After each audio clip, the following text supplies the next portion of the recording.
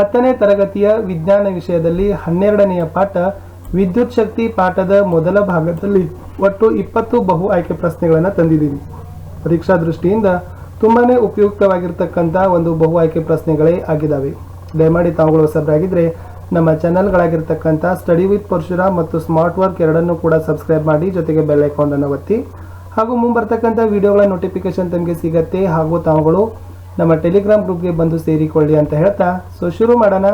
ವಿಜ್ಞಾನದ 12ನೆಯ ಪಾಠ ವಿದ್ಯುತ್ ಶಕ್ತಿ ಪಾಠದ ಮೊದಲ ಭಾಗದಲ್ಲಿ ಒಂದು 20 ಬಹು ಆಯ್ಕೆ ಪ್ರಶ್ನೆಗಳು. ಪ್ರಶ್ನೆ 1 ಬಂತು. ಒಂದು ಏಕಮಾನ ಸಮಯದಲ್ಲಿ ಒಂದು ನಿರ್ದಿಷ್ಟ ಕ್ಷೇತ್ರದ ಮೂಲಕ ಪ್ರವಹಿಸುವ ಆವೇಶಗಳ ಪರಿಮಾಣವನ್ನು ಹೀಗೆನ್ನುತ್ತಾರೆ. ಪ್ರಶ್ನೆ ನೋಡಿ ಅರ್ಥ ಮಾಡ್ಕೊಳ್ರಿ. ಒಂದು ಏಕಮಾನ ಸಮಯದಲ್ಲಿ ಒಂದು ನಿರ್ದಿಷ್ಟ ಕ್ಷೇತ್ರದ ಮೂಲಕ ಪ್ರವಹಿಸ್ತಕ್ಕಂಥ ಆವೇಶಗಳ ಪರಿಮಾಣಕ್ಕೆ ಏನಂತ ಕರೀತಾರೆ? ಎ ವಿದ್ಯುತ್ ಶಕ್ತಿ, ಬಿ ವಿದ್ಯುತ್ ದರ, ಸಿ ವಿದ್ಯುತ್ ಪ್ರವಾಹ, ಯಾ ಡಿ ವಿದ್ಯುತ್ ವ್ಯಾಪ್ತಿ. ಸರಿಯಾಗಿರ್ತಕ್ಕಂಥ ಉತ್ತರ ಇದೆ ಆಯ್ಕೆ ಸಿ ವಿದ್ಯುತ್ ಪ್ರವಾಹ ಅಂತ ಕರೀತಾರೆ. ಮುಂದಿನ ಪ್ರಶ್ನೆಗೆ ಹೋಗೋಣ. ಪ್ರಶ್ನೆ ಸಂಖ್ಯೆ 2. ಓಕೆ, ವಿದ್ಯುದಾವೇಶಗಳ ಪ್ರವಾಹದ ದರವನ್ನು ಏನೆನ್ನುತ್ತಾರೆ? ನೋಡಿ, ವಿದ್ಯುದಾವೇಶಗಳ ಪ್ರವಾಹದ ದರವನ್ನು ಏನಂತಾರೆ? ಎ ವಿದ್ಯುತ್ ಶಕ್ತಿ, ಬಿ ವಿದ್ಯುತ್ ದರ, ಸಿ ವಿದ್ಯುತ್ ಪ್ರವಾಹ, ಯಾ ಡಿ ವಿದ್ಯುತ್ ಪ್ರವಾಹದ ದರ ಅಂತ ಕರೀತಾರೆ. ವಿದ್ಯುದಾವೇಶಗಳ ಪ್ರವಾಹದ ದರಕ್ಕೂ ಕೂಡ ವಿದ್ಯುತ್ ಪ್ರವಾಹನೇ ಅಂತ ಕರೀತಾರೆ. ಆಯ್ಕೆ ಸಿ ವಿದ್ಯುತ್ ಪ್ರವಾಹ ಸರಿಯಾದ ಉತ್ತರ ಆಗಿತ್ತು. ಮುಂದಿನ ಪ್ರಶ್ನೆ, ವಿದ್ಯುತ್ ಪ್ರವಾಹ ಕಂಡು ಹಿಡಿಯುವ ಸೂತ್ರ ಯಾವುದು ಅಂತ ಕೇಳಿದ್ದಾರೆ. ಒಂದೇದು ನೋಡಿ, I = Q ಭಾಗಿಲೆ T, B option I = Q + T, C option I = Q - T, yeah D I = Q × T ಅಂತ ಕೇಳಿದ್ದಾರೆ.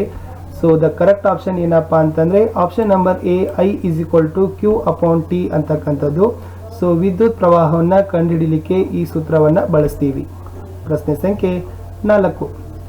ವಿದ್ಯುತ್ ಆವೇಶದ SI ಏಕಮಾನ ಯಾವುದು? ವಿದ್ಯುತ್ ಆವೇಶದ SI ಏಕಮಾನವನ್ನು ಕೇಳಿದ್ದಾರೆ. A cool, B coulomb, C watt, D ampere ಅಂತ ಇದೆ. ವಿದ್ಯುತ್ ಆವೇಶದ SI ಏಕಮಾನ ಯಾವುದಪ್ಪ ಅಂದ್ರೆ ಆಯ್ಕೆ ಬಿ ಕೂಲಮ್ ಅಂತಕ್ಕಂಥದ್ದು ಸರಿಯಾದ ಉತ್ತರ ಆಗಿತ್ತು. ಮುಂದಿನ ಪ್ರಶ್ನೆ 5. ಕೂಲಮ್ ಎಷ್ಟು ಎಲೆಕ್ಟ್ರಾನ್ಗಳ ವಿದ್ಯುದಾವೇಶಕ್ಕೆ ಸಮವಾಗಿರುತ್ತದೆ? ನೋಡಿ, ಕೂಲಮ್ ಅಂತಕ್ಕಂಥದ್ದು ಎಷ್ಟು ಎಲೆಕ್ಟ್ರಾನ್ಗಳ ವಿದ್ಯುದಾವೇಶಕ್ಕೆ ಸಮವಾಗಿರ್ತದೆ ಅಂತ ಪ್ರಶ್ನೆ ಇದೆ. ಎ 6 × 10, ಬಿ 6 × 10⁻18, ಸಿ 6 × 10⁻1, ಡಿ 6 × 10⁻17 ಅಂತಕ್ಕಂಥದ್ದು ಆಯ್ಕೆಗಳು ಇದಾವೆ. ಆದರೆ ಈ ಕೂಲಮ್ ಅಂತಕ್ಕಂಥದ್ದು ಏನಪ್ಪಾ ಅಂತಂದ್ರೆ ಆಯ್ಕೆ ಬಿ 6 × 10⁻18 ಎಲೆಕ್ಟ್ರಾನ್ಗಳ ವಿದ್ಯುದಾವೇಶಕ್ಕೆ ಸಮವಾಗಿರ್ತದೆ. Option B is the right answer. Next question 6. ವಿದ್ಯುತ್ ಪ್ರವಾಹವನ್ನು ವ್ಯಕ್ತಪಡಿಸುವ ಏಕಮಾನ ಯಾವುದು ಅಂತ ಕೇಳಿದ್ದಾರೆ. ವಿದ್ಯುತ್ ಪ್ರವಾಹವನ್ನು ವ್ಯಕ್ತಪಡಿಸ್ತಕ್ಕಂಥ ಏಕಮಾನ A watt, B coulomb, C ampere, D mole. ಸರಿಯಾಗಿರ್ತಕ್ಕಂಥ ಉತ್ತರ ಇತ್ತು ಆಯ್ಕೆ ಸಿ ಅಂಪಿಯರ್ ಅಂತಕ್ಕಂಥದ್ದು ಏನಪ್ಪಾ ಅಂದ್ರೆ ವಿದ್ಯುತ್ ಪ್ರವಾಹವನ್ನು ವ್ಯಕ್ತಪಡಿಸ್ತಕ್ಕಂಥ ಏಕಮಾನ ಆಗಿದೆ. ಪ್ರಶ್ನೆ 7. ಅಂಪಿಯರ್ ಅನ್ನು ಮೊದಲಿಗೆ ಸೂಚಿಸಿದ ವಿಜ್ಞಾನಿ ಯಾರು? ನೋಡಿ, ಮೊಟ್ಟ ಮೊದಲಿಗೆ ಅಂಪಿಯರ್ ಅನ್ನ ಸೂಚಿಸ್ತಕ್ಕಂಥ ವಿಜ್ಞಾನಿ ಹೆಸರನ್ನ ಕೇಳಿದ್ದಾರೆ. A Ampere, B Andre Marie, C Andre Marie Ampere, ಯಾ ಡಿ ಆಂಡ್ರೆ ಅಂತಕ್ಕಂಥದ್ದು ಇದೆ. 7ರ ಪ್ರಶ್ನೆಯ ಸರಿಯಾಗಿರ್ತಕ್ಕಂಥ ಉತ್ತರ ಇದೆ ಆಯ್ಕೆ ಸಿ ಆಂಡ್ರೆ ಮೇರಿ ಅಂಪೀರ್ ಅಂತಕ್ಕಂಥವರು ಅಂಪಿಯರ್ ಅನ್ನ ಮೊದಲಿಗೆ ಸೂಚಿಸಿದ ವಿಜ್ಞಾನಿ ಆಗಿದ್ದಾರೆ. ಪ್ರಶ್ನೆ 8ಕ್ಕೆ ಹೋಗೋಣ. ವಿದ್ಯುತ್ ಮಂಡಲದಲ್ಲಿ ವಿದ್ಯುತ್ ಪ್ರವಾಹದ ದರವನ್ನು ಅಳೆಯಲು ಉಪಯೋಗಿಸುವ ಉಪಕರಣ ಯಾವುದು?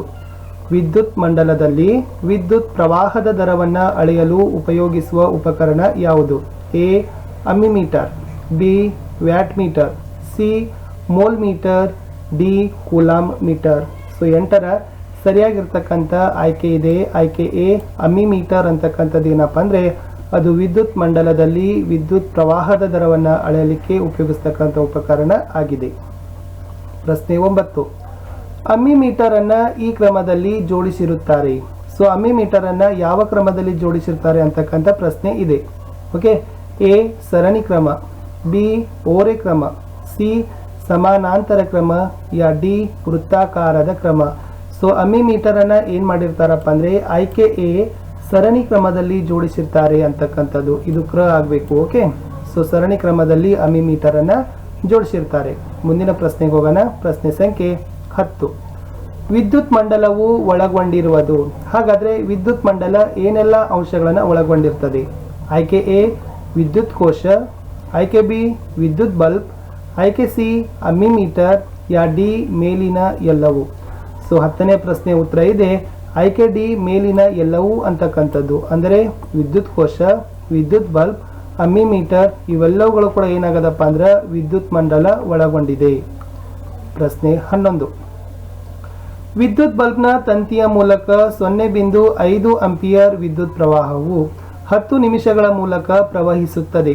ಆಗ ವಿದ್ಯುತ್ ಮಂಡಲದಲ್ಲಿ ಪ್ರವಹಿಸಿದ ವಿದ್ಯುದಾವೇಶಗಳ ಪ್ರಮಾಣವನ್ನು ಕಂಡುಹಿಡಿಯಿರಿ. A 300 coulomb, B 250 coulomb, C 200 coulomb, ಯಾ ಡಿ ಏನಪ್ಪ ಅಂತಂದ್ರೆ 350 ಕೂಲಾಂಬ್ ಅಂತಕ್ಕಂಥದ್ದು ಇದೆ. ಇಲ್ಲಿ ನೋಡಿ, ಈ 10 ನಿಮಿಷವನ್ನು ನೀವೇನು ಮಾಡಬೇಕು, ಸೆಕೆಂಡ್ಗಳಲ್ಲಿ ಪರಿವರ್ತನೆಯನ್ನ ಮಾಡಬೇಕು. 10ನೇ ಸೆಕೆಂಡಿನಲ್ಲಿ ಪರಿವರ್ತನೆ ಮಾಡಿದ್ರೆ ಏನಾಗುತ್ತೆ, 10 × 60 = 600 ಸೆಕೆಂಡ್ ಆಗುತ್ತೆ. ಈ 0.5 ಅನ್ನ 600 ಸೆಕೆಂಡ್ದಿಂದ ಗುಣಿಸಿದಾಗ ಬರ್ತಕ್ಕಂಥದ್ದು 300 ಬರುತ್ತೆ. ಸೊ ಅದುವೇ ಆಗಿರ್ತಕ್ಕಂಥ ಇದು ಉತ್ತರ ಇತ್ತು. ಇದನ್ನ ಮಾಡಲಿಕ್ಕೆ Q = IT ಅಂತಕ್ಕಂಥ ಸೂತ್ರವನ್ನ ಬಳಸ್ತಾರೆ. I ಅಂದ್ರೆ 0.5, T ಅಂದ್ರೆ ಟೈಮ್, ಇಟ್ ಮೀನ್ಸ್ 600 ಸೆಕೆಂಡ್. ಅದನ್ನು ಹಾಕಿದ ನಂತರ ಈ ಉತ್ತರ ಬರುತ್ತೆ. ಸೊ 300 ಸೆಕೆಂಡ್ ಅಂತಕ್ಕಂಥದ್ದು. ಪ್ರಶ್ನೆ ಸಂಖ್ಯೆ 12ಕ್ಕೆ ಹೋಗೋಣ. ವಿಭವಾಂತರ ಕಂಡು ಹಿಡಿಯುವ ಸೂತ್ರವನ್ನ ಕೇಳಿದ್ದಾರೆ. ವಿಭವಾಂತರವನ್ನ ಯಾವ ಸೂತ್ರದ ಮೂಲಕ ಲೆಕ್ಕಾಚಾರವನ್ನ ಮಾಡ್ತೀವಿ? A V = Q/I, B V = W + Q, C Phi = W - Q, yeah D Phi = W × Q ಅಂತಕ್ಕಂಥದ್ದು. ಪ್ರಶ್ನೆ 12ರ ಸರಿ ಉತ್ತರ ಇದೆ ಆಯ್ಕೆ ಎ Phi = W/Q ಅಂತಕ್ಕಂಥದ್ದು ವಿಭವಾಂತರ ಕಂಡುಹಿಡಿಯಲಿಕ್ಕೆ ಬಳಸ್ತಕ್ಕಂಥ ಸೂತ್ರ ಆಗಿದೆ. ಪ್ರಶ್ನೆ 13. ವಿದ್ಯುತ್ ವಿಭವಾಂತರದ SI ಏಕಮಾನ ಯಾವುದು? ವಿದ್ಯುತ್ ವಿಭವಾಂತರದ SI ಏಕಮಾನವನ್ನು ಕೇಳಿದ್ದಾರೆ. A volt, B watt, C ampere, D coulomb. ವಿದ್ಯುತ್ ವಿಭವಾಂತರದ SI ಏಕಮಾನ ಏನಾಗತ್ತಪ್ಪ ಅಂದ್ರೆ ಅದು ಆಯ್ಕೆ ಎ ವೋಲ್ಟ್ ಅಂತಕ್ಕಂಥದ್ದು ಸರಿಯಾದ ಉತ್ತರ ಆಗಿತ್ತು. ಪ್ರಶ್ನೆ 14ಕ್ಕೆ ಹೋಗೋಣ. ಎರಡು ಬಿಂದುಗಳ ನಡುವಿನ ವಿಭವಾಂತರ ಎಷ್ಟು ವೋಲ್ಟ್ ಆಗಿರುತ್ತದೆ ಅಂತ ಪ್ರಶ್ನೆ ಕೇಳಿದ್ದಾರೆ. ನೋಡಿ, ಎರಡು ಬಿಂದುಗಳ ನಡುವಿನ ವಿಭವಾಂತರ ಎಷ್ಟು ವೋಲ್ಟ್ ಆಗಿರುತ್ತದೆ? A 0, B 1, C 2, D 3. 14ರ ಸರಿಯಾಗಿರ್ತಕ್ಕಂಥ ಉತ್ತರ ಇದೆ ಬಿ 1 ವೋಲ್ಟ್ ಆಗಿರ್ತದೆ. ಎರಡು ಬಿಂದುಗಳ ನಡುವಿನ ವಿಭವಾಂತರವು 1 ವೋಲ್ಟ್ ಆಗಿರುತ್ತದೆ. So option number B 1 is right answer. ಮುಂದಿನ ಪ್ರಶ್ನೆ, 1 ವೋಲ್ಟ್ ಎನ್ನುವುದು ಎಷ್ಟು ಏನು ಅಂತ ಕೇಳಿದ್ದಾರೆ. 1 ವೋಲ್ಟ್ = ಆಯ್ಕೆ A 1 joule / 1 coulomb, B 1 joule × 1 coulomb, C 1 joule + 1 coulomb, D 2 joule + 2 coulomb. So 1 volt ಅಂದ್ರೆ ಎಷ್ಟು ಅಂತ ಕೇಳಿದ್ದಾರೆ. So option number A 1 joule / 1 coulomb ಅಂತಕ್ಕಂಥದ್ದು 1 ವೋಲ್ಟ್ನ ಒಂದು ಸೂತ್ರ ಇದೆ. 1 ವೋಲ್ಟ್ = 1 ಜೂಲ್ / 1 ಕೂಲಾಂಬ್ ಅಂತಕ್ಕಂಥದ್ದು ಸರಿಯಾದ ಉತ್ತರ ಆಗಿತ್ತು. Yes, move to question number 16. Yes, ವಿಭವಾಂತರವನ್ನ ಅಳಿತಕ್ಕಂಥ ಉಪಕರಣ ಯಾವುದು? ಪ್ರಶ್ನೆ ಸಂಖ್ಯೆ 16 ಇತ್ತು. ವಿಭವಾಂತರವನ್ನ ಅಳೆಯುವ ಉಪಕರಣ ಯಾವುದು? A ammeter, B volt meter, C watt meter, D ampere meter. 16ರ ಸರಿಯಾಗಿರ್ತಕ್ಕಂಥ ಉತ್ತರ ಇದೆ ಆಯ್ಕೆ ಬಿ ವೋಲ್ಟ್ ಮೀಟರ್ ಅಂತಕ್ಕಂಥದ್ದು ವಿಭವಾಂತರವನ್ನು ಅಳಿಲಿಕ್ಕೆ ಬಳಸ್ತಕ್ಕಂಥ ಉಪಕರಣ ಆಗಿದೆ. ಪ್ರಶ್ನೆ 17. 12 ವೋಲ್ಟ್ ವಿಭವಾಂತರ ಹೊಂದಿರುವ ಎರಡು ಬಿಂದುಗಳ ನಡುವೆ 2 ಸಿ ಆವೇಶಗಳು ಚಲಿಸಿದಾಗ ಆಗುವ ಕೆಲಸ ಎಷ್ಟು ಅಂತ ಪ್ರಶ್ನೆ ಇದೆ. ನೋಡಿ, 12 ವಿ ವಿಭವಾಂತರ ಹೊಂದಿರುವ ಎರಡು ಬಿಂದುಗಳ ನಡುವೆ 2 ಸಿ ಆವೇಶಗಳು ಚಲಿಸಿದಾಗ ಆಗುವ ಕೆಲಸ ಎಷ್ಟು ಅಂತ ಕೇಳಿದ್ದಾರೆ. ಫಿ ಅಂದ್ರೆ ವೋಲ್ಟ್, ಸಿ ಅಂದ್ರೆ ಕೂಲಾಂಬ್. ಇಲ್ಲಿ ಸೂತ್ರ ಏನ್ ಹಾಕ್ಬೇಕಪ್ಪ ಅಂದ್ರೆ ಕೆಲಸ = ಫಿ ಕ್ಯೂ ಅಂತಕ್ಕಂಥದ್ದು.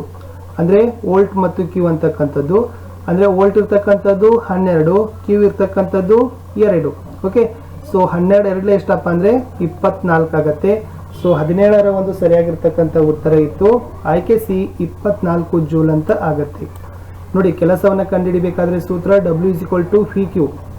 ಇಲ್ಲಿ ಫಿ ಅಂದರೆ 12, ಕ್ಯೂ ಅಂದರೆ 2, 12 24 ಕೆಲಸವನ್ನು ಸೊ ಜೌಲ್ನಲ್ಲಿ ಏನು ಮಾಡ್ತಾರಪ್ಪ ಅಂದ್ರೆ ಸೂಚಿಸ್ತಾರೆ. ಸೊ 24 ಜೌಲ್ ಅಂತಕ್ಕಂಥದ್ದು ರೈಟ್ ಆನ್ಸರ್. Next question 18. ಸ್ಥಿರವಾದ ತಾಪಮಾನದಲ್ಲಿ ವಿದ್ಯುತ್ ಮಂಡಲದಲ್ಲಿನ ಲೋಹದ ತಂತಿಯ ನಡುವಿನ ವಿಭವಾಂತರ ಫಿಯು ಅದರ ಮೂಲಕ ಹರಿಯುವ ವಿದ್ಯುತ್ ಪ್ರವಾಹಕ್ಕೆ ನೇರಾನುಪಾತದಲ್ಲಿರುತ್ತದೆ. ಇದು ಯಾವ ನಿಯಮ ಅಂತ ಕೇಳಿದ್ದಾರೆ. ನಿಯಮ ಇನ್ನೊಂದ್ಸರಿ ನೋಡಿ. ಸ್ಥಿರವಾದ ತಾಪಮಾನದಲ್ಲಿ ವಿದ್ಯುತ್ ಮಂಡಲದಲ್ಲಿನ ಲೋಹದ ತಂತಿಯ ನಡುವಿನ ವಿಭವಾಂತರ ಫಿಯು ಅದರ ಮೂಲಕ ಹರಿಯುವ ವಿದ್ಯುತ್ ಪ್ರವಾಹಕ್ಕೆ ನೇರಾನುಪಾತದಲ್ಲಿರುತ್ತದೆ. ಇದು ಯಾವ ನಿಯಮ ಅಂತ ಕೇಳಿದ್ದಾರೆ. ಎ ಅಂಪಿಯರ್ ನಿಯಮ, ಬಿ ಓಮ್ನ ನಿಯಮ, ಸಿ ಆಂಡ್ರೆಯ ನಿಯಮ, ಯಾ ಡಿ ಮೇರಿ ಆಂಡ್ರೆಯ ನಿಯಮ ಅಂತ ಕೇಳಿದ್ದಾರೆ. 18ರ ಸರಿಯಾಗಿರ್ತಕ್ಕಂಥ ಉತ್ತರ ಆಯ್ಕೆ ಎಸ್, ಅದು ಓಮ್ನ ನಿಯಮ ಆಗಿದೆ ಅಂತ ಹೇಳ್ತಾರೆ. So 18th option number B is the right answer. ಮುಂದಿನ ಪ್ರಶ್ನೆಗೆ ಹೋಗೋಣ. ಪ್ರಶ್ನೆ ಸಂಖ್ಯೆ 19. ರೋಧದ ಏಕಮಾನ ಯಾವುದು ಅಂತ ಕೇಳಿದ್ದಾರೆ. A ohm, B watt, C ampere, D mole ಅಂತಕ್ಕಂಥದ್ದು. ನೋಡಿ, ರೋಧದ ಏಕಮಾನ ಯಾವುದು ಅಂತಂದ್ರೆ ಅದರ ಸರಿಯಾಗಿರ್ತಕ್ಕಂಥ ಉತ್ತರ ಇತ್ತು ಆಯ್ಕೆ ಎ ಓಮ್ ಅಂತಕ್ಕಂಥದ್ದು. ಸೊ ಓಮ್ ಇದು ರೋಧದ ಏಕಮಾನಕ್ಕೆ ರೋಧದ ಏಕಮಾನ ಆಗಿದೆ ಓಮ್. ವಿದ್ಯಾರ್ಥಿಗಳೇ, ದಯಮಾಡಿ ತಾವುಗಳು ಹೊಸಬರಾಗಿದ್ದರೆ ನಮ್ಮ ಚಾನೆಲ್ಗಳನ್ನು ಸ್ಟಡಿ ವಿತ್ ಪರಶುರಾಮ್ ಮತ್ತು ಸ್ಮಾರ್ಟ್ ವರ್ಕ್ ಎರಡನ್ನು ಕೂಡ ಸಬ್ಸ್ಕ್ರೈಬ್ ಮಾಡಿ, ಬೆಲ್ ಐಕಾನ್ ಒತ್ತಿ, ಟೆಲಿಗ್ರಾಮ್ ಗ್ರೂಪ್ಗೆ ಸೇರಿಕೊಳ್ಳಿ ಹಾಗೂ ವಿಡಿಯೋವನ್ನು ಲೈಕ್ ಮಾಡಲು ಮರೆಯದಿರಿ. ಹೆಚ್ಚೆಚ್ಚು ಜನರಿಗೆ ಶೇರ್ ಮಾಡಿ ಅಂತ ಹೇಳ್ತಾ ಈ ಒಂದು ಭಾಗದ ಕಡೆಯ ಪ್ರಶ್ನೆಗೆ ಹೋಗುವ. ಪ್ರಶ್ನೆ ಸಂಖ್ಯೆ 20. ಇದು ಏನನ್ನು ಸೂಚಿಸುವುದು ಅಂತ ಕೇಳಿದ್ದಾರೆ. ಒಂದು ಚಿಹ್ನೆಯನ್ನು ಕೊಟ್ಟಿದ್ದಾರೆ. ಇದು ಏನನ್ನು ಸೂಚಿಸುತ್ತದೆ ಅಂತ ಕೇಳಿದ್ದಾರೆ. A ohm, B watt, C ಸಾಮರ್ಥ್ಯ, ಡಿ ವಿದ್ಯುತ್ನ ದರ ಅಂತ ಕೇಳಿದ್ದಾರೆ. ಇದು ಸೂಚಿಸ್ತಕ್ಕಂಥದ್ದು ಏನಪ್ಪಾ ಅಂತಂದ್ರೆ ಎಸ್ ಓಮ್, ರೋಧ ಅಂತ ಸೂಚಿಸ್ತದೆ. ಓಕೆ, ರೋಧದ ಏಕಮಾನ ಓಮ್. ಸೊ ಈ ಓಮನ್ನು ಏನು ಮಾಡ್ತಾರಪ್ಪ ಅಂದ್ರೆ ಈ ಒಂದು ರೋಧದ ಮೂಲಕ ಚಿಹ್ನೆಯ ಮೂಲಕ ಸೂಚಿಸ್ತಾರೆ. So it is the right answer. Okay, so ವಿದ್ಯಾರ್ಥಿಗಳೇ, ಇಲ್ಲಿಯವರೆಗೆ ಈ ಒಂದು ವಿಡಿಯೋವನ್ನು ನೋಡಿದ್ದಕ್ಕೆ ಧನ್ಯವಾದಗಳು. ದಯಮಾಡಿ ವಿಡಿಯೋಗಳನ್ನು ಲೈಕ್ ಮಾಡಿ, ನಿಮ್ಮ ಗೆಳೆಯರಿಗೆ ಶೇರ್ ಮಾಡಿ ಅಂತ ಹೇಳ್ತಾ ಇದರ ಮುಂದಿನ ಭಾಗವನ್ನು ಸೊ ಶಾರ್ಟ್ಲಿ ಆಗಿ ಏನು ಮಾಡ್ತೀನಿ ಅಪ್ಲೋಡನ್ನು ಮಾಡ್ತೀನಿ. Thank you.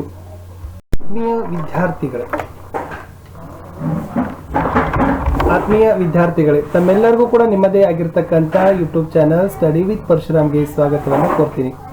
ಸೊ ನಾನು ಪರಶುರಾಮ್. ಈ ದಿನ ನಾವುಗಳು SSLC ಸಮಾಜ ವಿಜ್ಞಾನ ಜೊತೆಗೆ ಕೋರ್ ಆಗಿರ್ತಕ್ಕಂಥ ಒಂದು ವಿಜ್ಞಾನ ವಿಷಯದಲ್ಲಿ ಸಹಿತ ಬಹು ಆಯ್ಕೆಗಳ ಪ್ರಶ್ನೆಗಳ ಮಾಲಿಕೆಗಳನ್ನು ನೋಡ್ತಾ ಇದ್ದೀವಿ. ಸೊ ಇವತ್ತು ವಿಜ್ಞಾನ ವಿಷಯದಲ್ಲಿ ಈಗಾಗಲೇ ಮೊದಲ ಭಾಗದಲ್ಲಿ 20 ಬಹು ಆಯ್ಕೆ ಪ್ರಶ್ನೆಗಳನ್ನು ಪಾಠ 12 ವಿದ್ಯುತ್ ಶಕ್ತಿಯ ಮೇಲೆ ನೋಡಿದ್ದೀವಿ.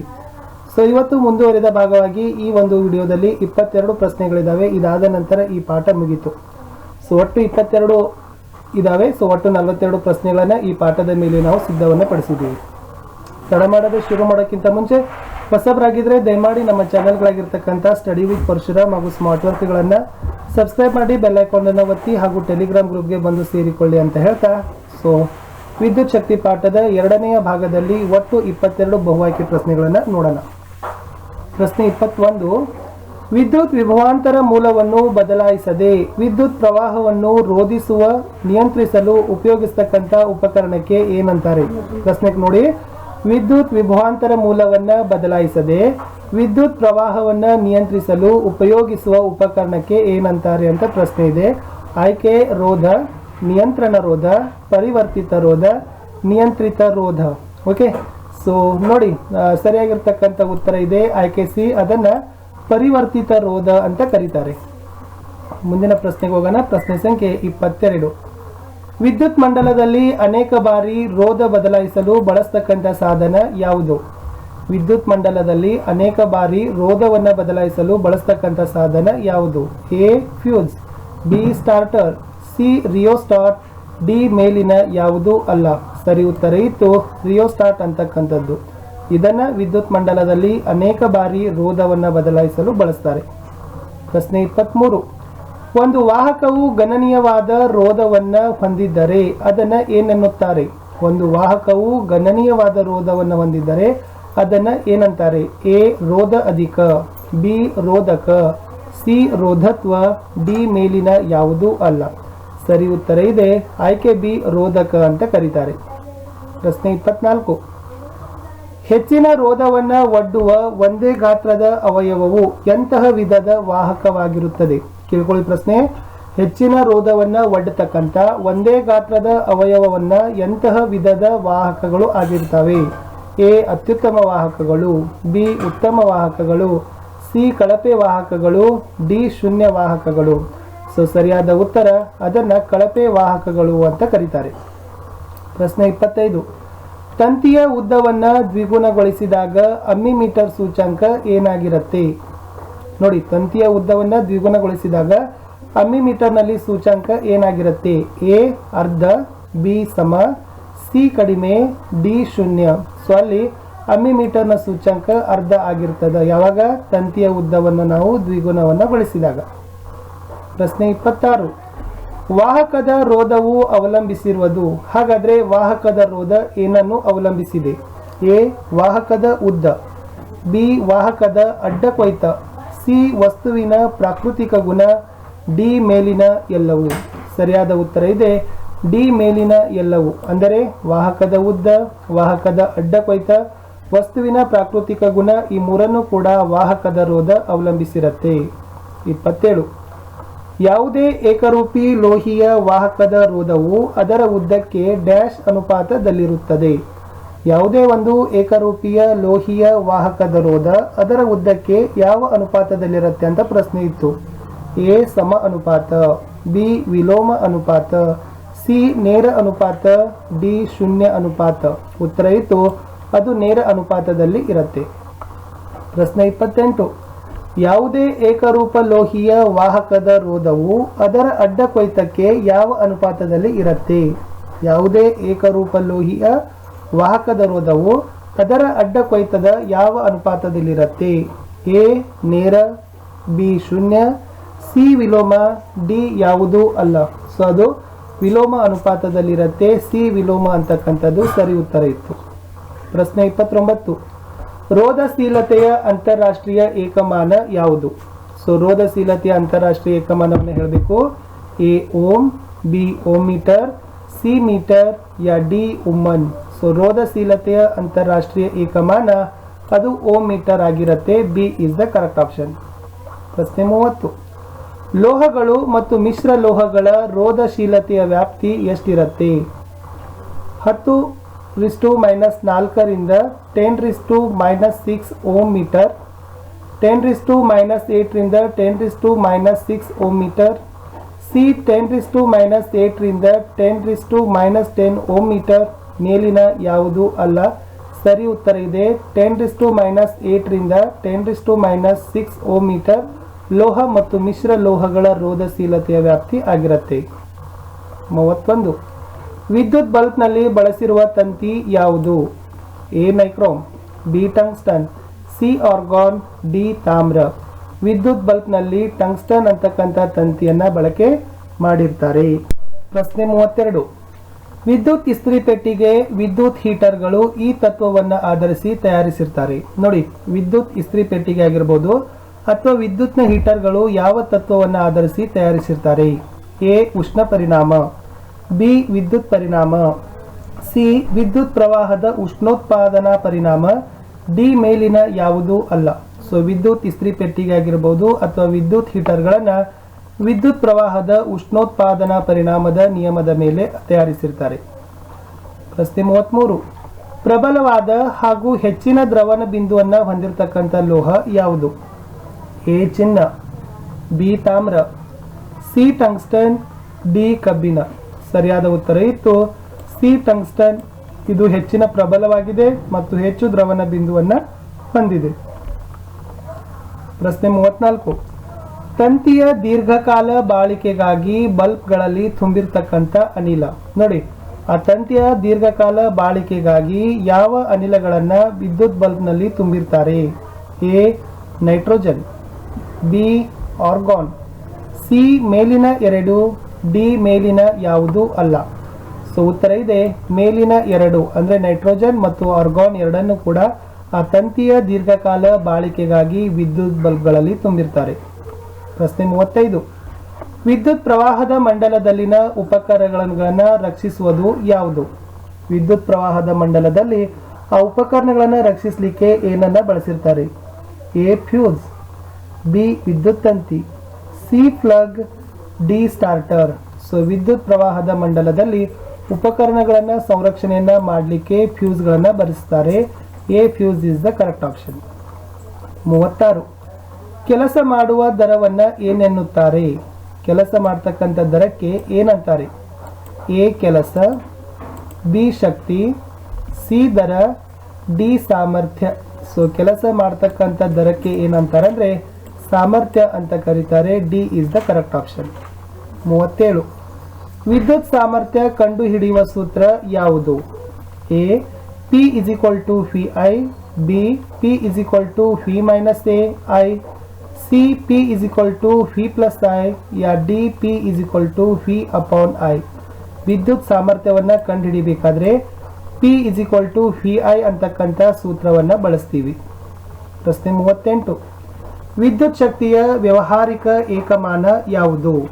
A kilo, B kilowatt, C kilowatt ಗಂಟೆ, ಡಿ ಮೇಲಿನ ಯಾವುದೂ ಅಲ್ಲ. ವಿದ್ಯುತ್ ಶಕ್ತಿಯ ವ್ಯಾವಹಾರಿಕ ಏಕಮಾನ ಬಂದ್ಬಿಟ್ಟು ಆಯ್ಕೆ ಸಿ ಕಿಲೋವ್ಯಾಟ್ ಗಂಟೆ ಅಂತಕ್ಕಂಥದ್ದು ಸರಿಯಾದ ಉತ್ತರ ಇತ್ತು. ಪ್ರಶ್ನೆ 39. 1 kilowatt hour is equal to 1 kilowatt ಗಂಟೆ ಅಂದರೆ ಎಷ್ಟು ಜೌಲ್ಗೆ ಸಮ ಅಂತಕ್ಕಂಥ ಪ್ರಶ್ನೆ ಇದೆ. A 3.6 into 10 joule, B 3.8 into 10 joule, C 3.5 into 10⁵ joule, ಯಾ ಡಿ 3.6 ಇಂಟು 10⁶ ಜೌಲ್.